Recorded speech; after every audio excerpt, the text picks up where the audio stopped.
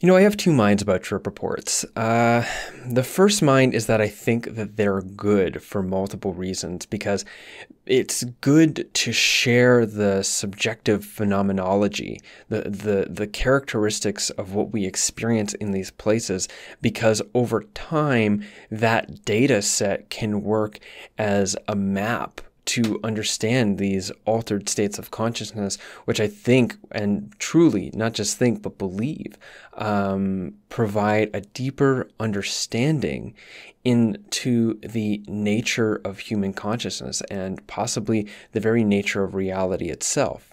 On top of that, it's also, I think, very therapeutic for people to narrativize their experiences and bring it into explicit memory. And on top of that, the insights and the lessons and the revelations that are contained in these psychedelic experiences can have profound impact, not just for the person that experienced them, but if contained in story and shared in story, can positively impact others as well. The problem I see with trip reports is often that people give it away before it's really landed. This is something that I talked about in my recent video about psilocybin ceremony, where I had mentioned that it's good to talk about what you went through with other people, either people that you went through it with, or people who are understanding of what you've gone through, but not to speak about it with people who aren't sensitive or understanding, so that they don't tarnish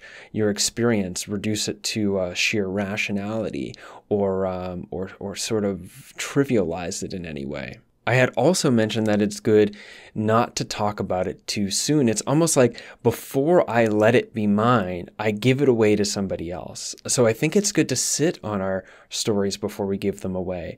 I also think that it's important, in the sense of making it about me, letting it land, is coming to a deeper understanding of what that trip actually showed us before we start telling other people what it's about.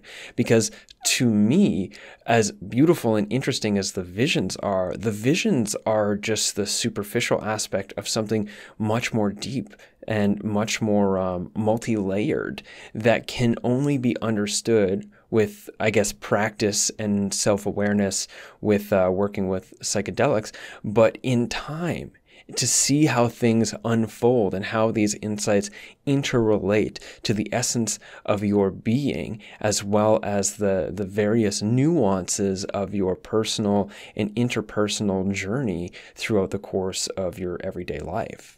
Another thing that I find to be problematic about trip reports is that especially on YouTube here, and I'm doing my best not to fall into this, trip reports almost become this like aesthetic, like this candy for people to be like, look around and get major hits, like a live LSD session or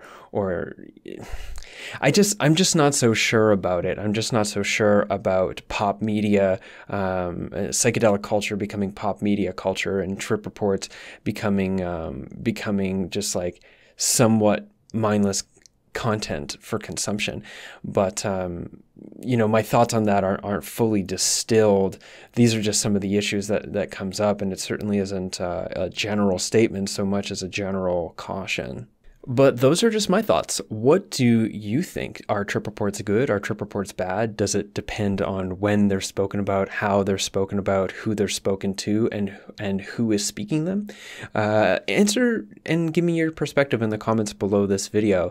And if you like the video and you think the discussion deserves to be had at greater depth and breadth, hit the thumbs up, and that will help more people see this video. You could also support this channel on Patreon by going to patreon.com/James W. Gesso and help me to continue to invest in producing content such as this video.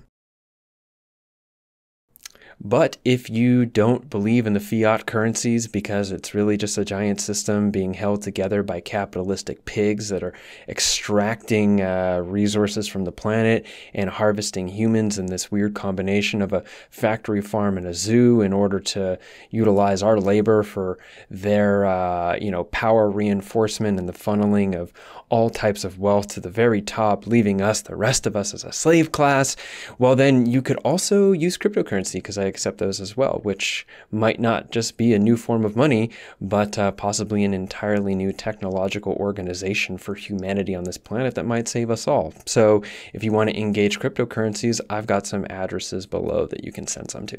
Thanks.